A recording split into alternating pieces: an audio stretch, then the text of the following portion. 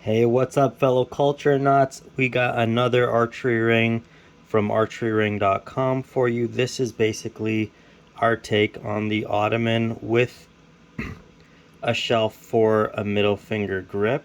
So basically, on this one, string goes here, thumb goes in, middle finger goes in the groove, thumb support the thumb with the index, and pull and shoot. Um, I love how angular it is. This is for Ben. Ben, I hope you love it, man. We're gonna apply some oil and see how it looks. Oh yeah.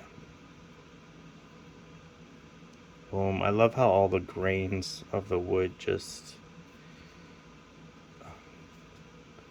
pop out.